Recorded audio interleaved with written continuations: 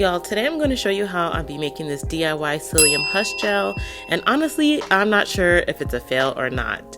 Let me show you how I made it and I'll explain what I mean. So we're going to begin with 12 ounces of distilled water, and now we're going to add actually 3 teaspoons of Psyllium Husk. Honestly, y'all, I didn't know what I was doing. I never made this gel before, and so this is like my experimental process. I saw it said 1 teaspoon per 8 ounces of water, and since we were making hair gel, I thought maybe thicker would be better. So I thought 3 teaspoons with 12 ounces of water would create a nice and thick gel. Y'all, I went ahead and stirred this up. It really does hydrate very quickly, very well. I'm sure if I had my immersion blender, it would hydrate almost immediately, but I wanted to see what it could do with just using a spoon.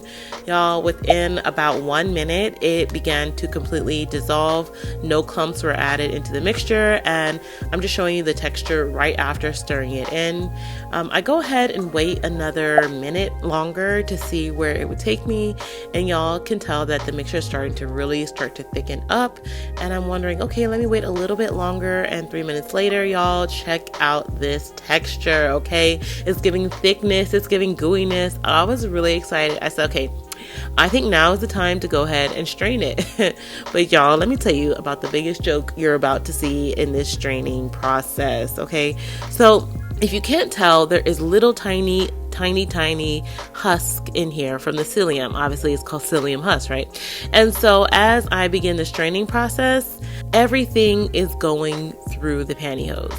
Now, I don't know if you can really see it in this picture. I'm of course going to zoom in just a bit closer for you guys, but y'all can see that some of these husks are making it through. Now, obviously some of them are getting trapped in, but not enough for me to feel confident that this won't end up in my hair.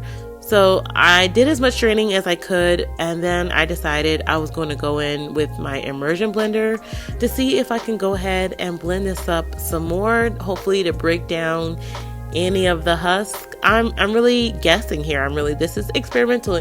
This is my experimental process when I'm dealing with something new. I'm not going to just give y'all the perfectly crafted video. I'm going to show y'all the process behind it all. So here I'm just going to keep blending. I actually go in with another half a cup of water because y'all, let me tell you, this thing started to get really thick on me. And so I had to break it down with a little bit of water, and it immediately soaked up the water.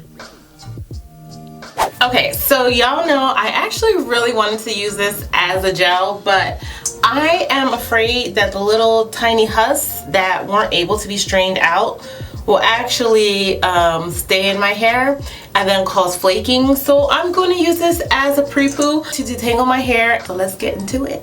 Okay, you guys, so I wet my hair down since I think it would be easier to apply this mixture to my hair while it's damp. And of course, y'all, the mixture got even thicker while I was wetting my hair, y'all. Let me tell you a little bit about psyllium and how I even came across this. Now, I like to read research papers in my spare time, and I happen to be reading about a topic about plants that create their own mucilage.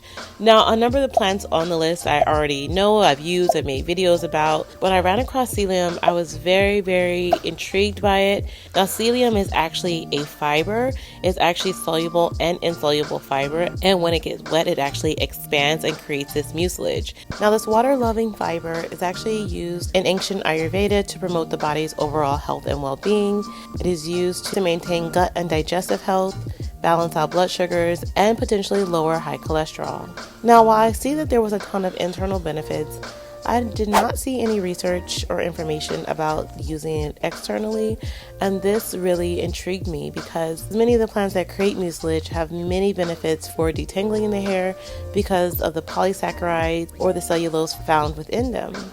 So y'all, this is experiment 1 of using this plant on my hair.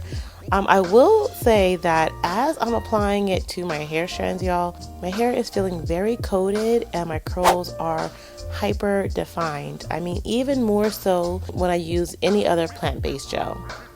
Now, y'all, stay tuned because, y'all, there's a lot of things that happen during this process. So let's get into this wash day. Now, y'all, I left the plant on for about 20 minutes after I applied it to my hair to make sure it was fully saturated in my strands. And then I decided to shampoo it off. Now, y'all, the shampoo process was very interesting. I had my hair in these twists and I was really focusing on scrubbing my scalp and then running it down the length of my hair. But oddly enough, I felt like my hair still was very much coated by the gel, so I decided to go in again and wash my hair loose this time. I took those twists out and I decided to make sure I got my hair fully covered with this shampoo to hopefully get this off my strands. Okay, so I've actually washed my hair twice and it still feels like there's like a light coating on my hair, and it's making my curls very, very defined. Very interesting. I'm still gonna go in with my deep conditioner, see how my hair feels after that. But my hair feels very, very soft and moisturized, and also kind of elongated, dare I say? Y'all see this? Okay, so let's just go ahead and deep condition. Okay, so now in the deep conditioning process, I wanna say y'all know my Oat and Aloe deep conditioner has a ton of slip. But let me tell you, with the added slip from the gel that is currently on my strands, it was like my strands were not only elongated, but had so much slip in between them that I could easily just finger detangle any remaining tangles out. And y'all, I was kind of shocked about how my hair looked and felt with the deep conditioner on.